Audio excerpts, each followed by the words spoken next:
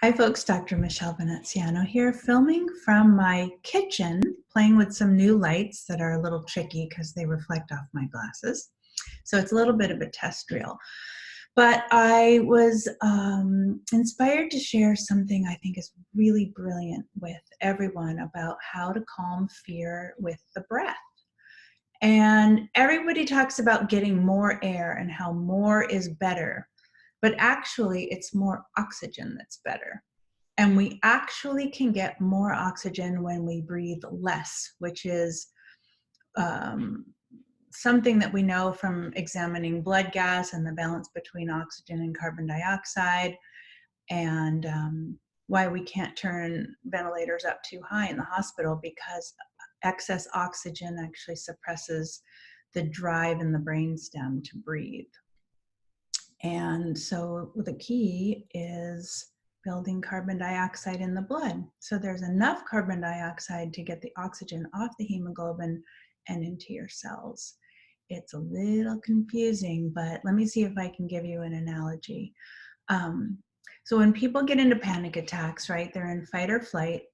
An extreme of that is tunnel vision, and the whole awareness of a person comes into this fine point, right, to zero in on the predator or the danger. And when people are in panic attacks, one of the things we do is have them breathe into a paper bag so they can get more carbon dioxide. And at that point, the oxygen can get into the brain, and that automatically starts to calm down the fight or flight. And it also feels amazing. So the thing we want to do is breathe more efficiently, not breathe more. And yes, it helps to move the diaphragm, but it helps to have calm, especially long in the exhale breaths. So when I'm feeling myself get a little bit spinned out in my head, or just shallow in my breathing, I start to feel my breath all the way down into my pelvis. Just tune in to lower in my body and breathe through my nose, which I didn't do just then.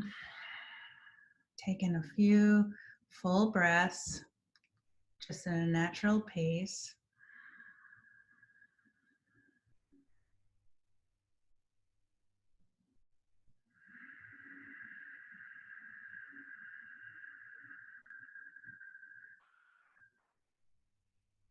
Where the exhale is a bit longer than the inhale, because exhale is parasympathetic, exhalation is parasympathetic.